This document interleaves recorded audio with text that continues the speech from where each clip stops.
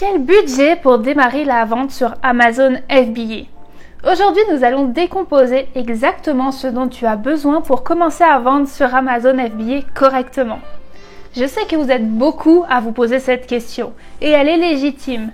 Donc aujourd'hui, je vais me concentrer à aborder ce sujet avec la technique de vente que j'utilise et que je recommande, qui est donc le Private Label. Si tu ne sais pas encore en quoi ça consiste, je t'invite à aller voir cette vidéo juste ici. Allez, c'est parti, on va décortiquer tout ça juste après le générique.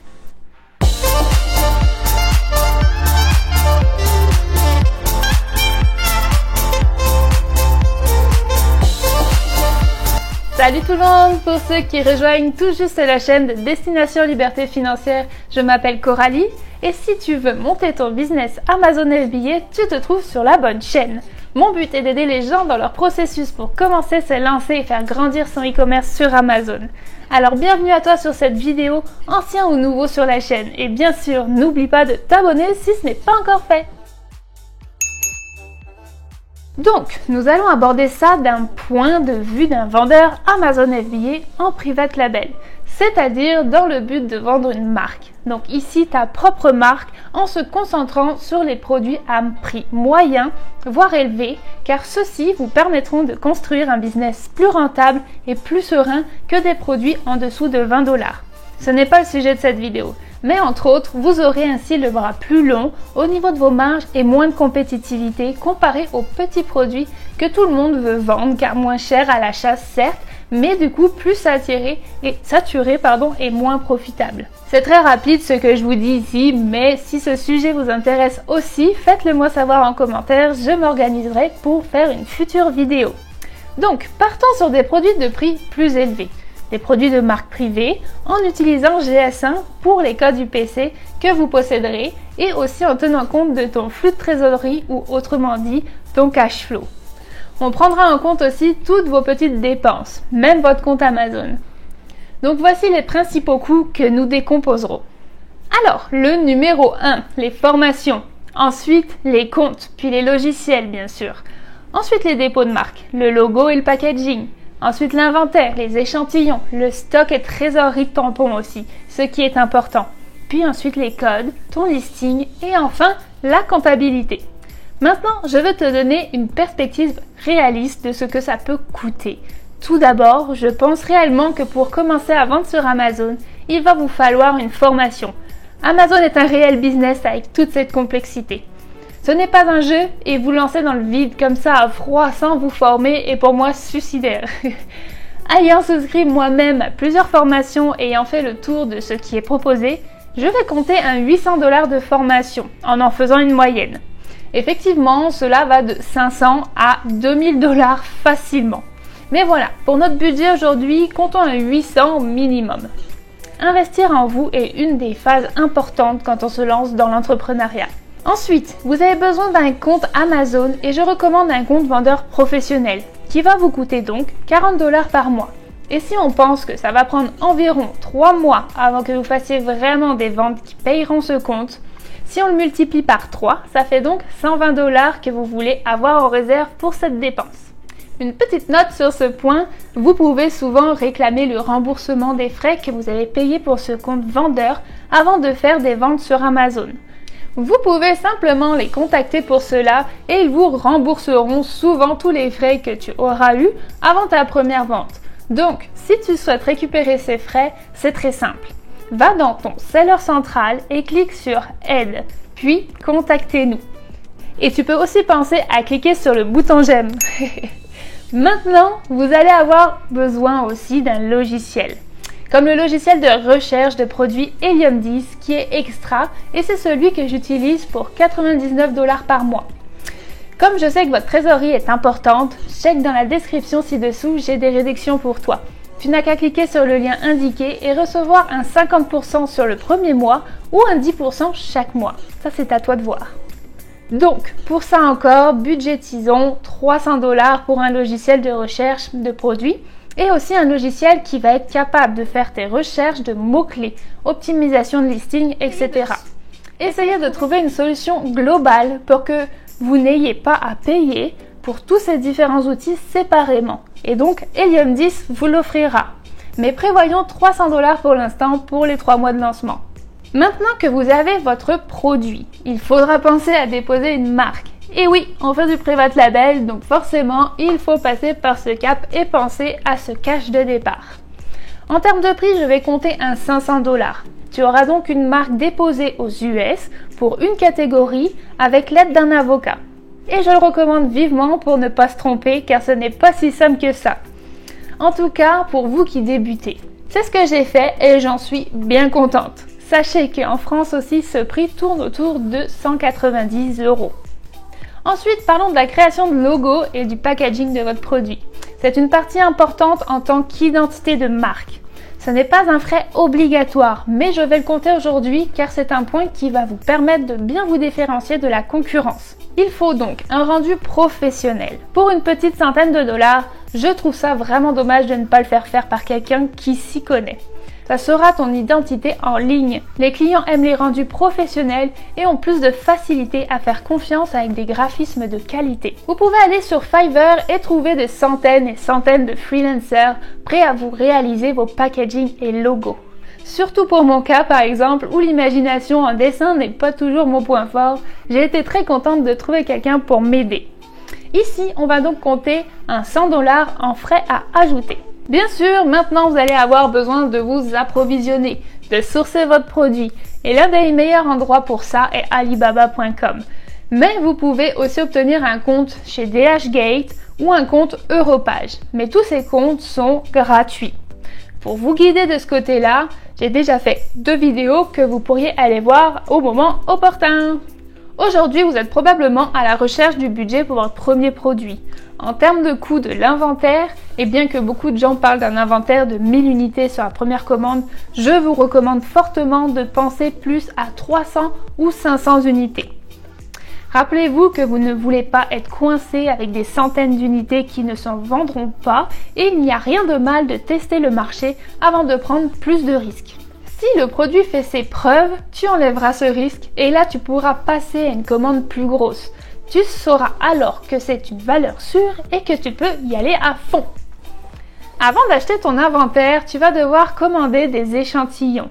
Et oui, tu ne peux pas envoyer dans les entrepôts d'Amazon un produit que tu as vu uniquement sur photo. Encore plus si tu as ajouté des modifications, personnalisation et que c'est ta première commande avec un fournisseur que tu ne connais pas encore. C'est juste du bon sens. Ce que tu veux, c'est voir la qualité, comment c'est réalisé. C'est important de voir ton produit avant de l'envoyer chez ton client. Tu éviteras ainsi les mauvais commentaires qui, rappelons-le, en trop grande quantité peuvent littéralement tuer ton produit.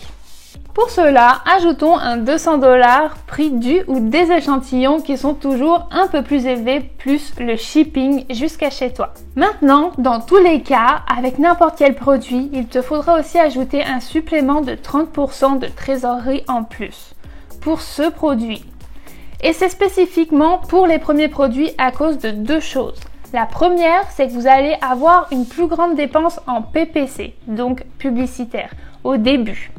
Et vous voulez avoir un peu de capital de côté pour ça. La deuxième chose, c'est votre commande. Autrement dit, quand vous passez la seconde commande du premier produit, et ça peut arriver beaucoup plus vite que vous ne le pensez, pour rester en stock disponible sur Amazon et préserver ton classement, tu devras avancer ce stock avec ton argent et ta trésorerie pour continuer à vendre à travers la première commande. Donc, évidemment, vous n'avez pas récupéré tout l'argent encore sur ce premier stock. Il te faudra alors un petit cash tampon te permettant de verser un acompte de 30% sur la seconde commande avant d'avoir tout l'argent de la première. Maintenant, je te donne un rapide aperçu de ce que tu auras avec notre exemple. Commandez au moins 300 unités que tu vas vendre pour 30 $.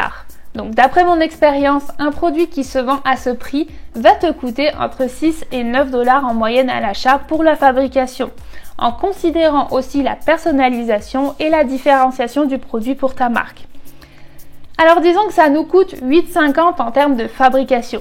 Maintenant, en termes d'expédition, si nous voyons que l'expédition de ce produit est inférieure à un conteneur et que nous pensons à un paquet de type boîte à chaussures Parce qu'évidemment, cela va différer selon la taille de ton produit. Ça devrait nous coûter environ 1,50$ pour expédier tous ces produits à l'international.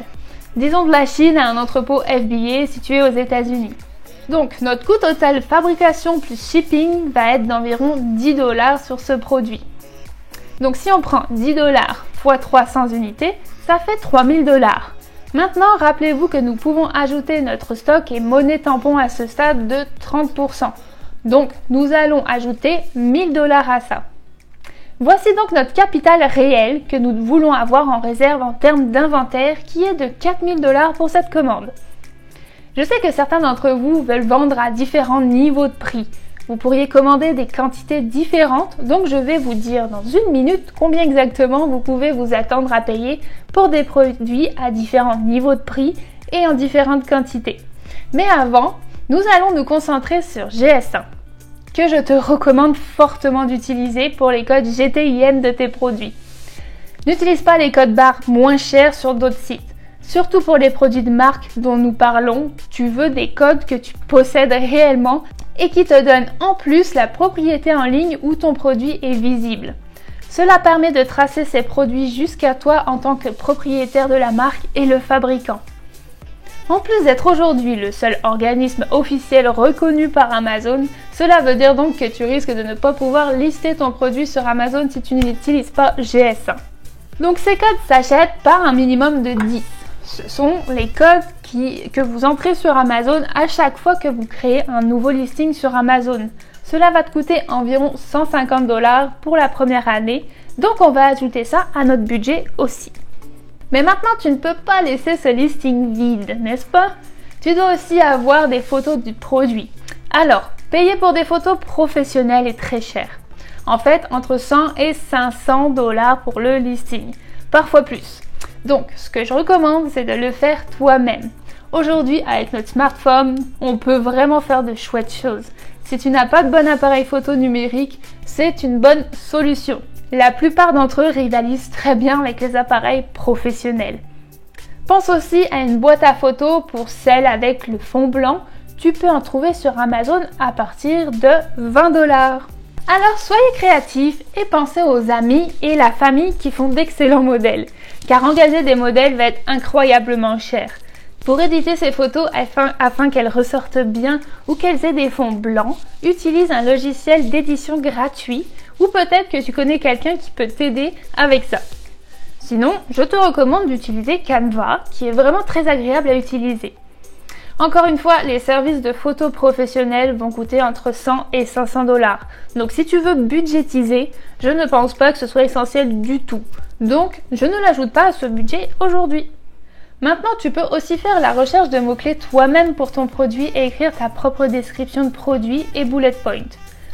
Sache que tu peux aussi faire ton listing par des professionnels en recherchant quelqu'un qui le fera pour toi sur Fiverr par exemple. Pour ça, tu peux compter entre 50 et 100$. Mais je ne l'ajouterai pas non plus à notre budget car tu peux très bien le faire par toi-même. Alors, on peut faire nos mots-clés, on peut faire notre listing, on peut faire nos images. Maintenant, pour débuter, je recommande de faire ta propre comptabilité jusqu'à ce que tu arrives à un point où ça serait justifié de faire appel à un professionnel. Enregistre simplement toutes les dépenses de l'entreprise et garde toutes les factures pour toutes les dépenses et d'un autre côté, enregistre tous tes revenus aussi. Télécharge tes déclarations Amazon et tes relevés de compte bancaires chaque mois en permanence. Donc, votre budget global en moyenne en considérant tout à différents prix et quantités, c'est le suivant. 6035$ si vous commandez 300 unités d'un produit coûtant 10$ par unité, qui se vendent entre 30 et 40$. 7535$ pour 300 unités d'un produit qui se vend entre 40 et 60$. 8035$ si vous vendez 500 unités d'un produit qui se vend entre 30 et 40$.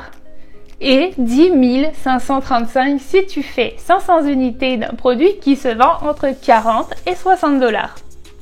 Maintenant, tu peux commencer à construire ton business. Bien sûr, quand ton entreprise gagnera plus, tu pourras automatiser certaines choses comme la comptabilité, externaliser la photographie professionnelle, la création de listings, faire appel à un assistant virtuel, etc. De cette façon, tu gagneras du temps et ton entreprise pourra payer pour tout ça. Sachez que le temps c'est de l'argent et plus tu te libères de tâches, plus tu pourras avancer ou améliorer d'autres points dans ton business. Pensez à Fiverr, Upwork, 5euros.com par exemple. Je vous mets les liens en description. Une chose qui ne coûte pas un centime est de cliquer sur le bouton j'aime si cette vidéo t'a aidé à comprendre les frais et les coûts associés au démarrage d'un business Amazon FBA. Comme je le disais plus tôt, certains des frais sont adaptables. Il y a des choses que tu peux entièrement faire par toi-même si ton budget est un peu plus serré. Mais en tout cas, ce que je t'ai donné là me semble les frais les plus honnêtes tout en faisant ça professionnellement. Mon but n'est réellement pas de faire peur à quelqu'un ou à qui que ce soit, mais pour ceux qui se disent que l'on peut commencer avec 500 $ de nos jours et pour ma part, je pense ça impossible. En tout cas, en 2022. Sur ce, partagez, commentez et abonnez-vous. Cela encourage beaucoup mon travail et merci à tous ceux qui me suivent déjà. À bientôt à toute la communauté québécoise, française et tout simplement francophone du monde entier. On lâche rien. Ciao ciao!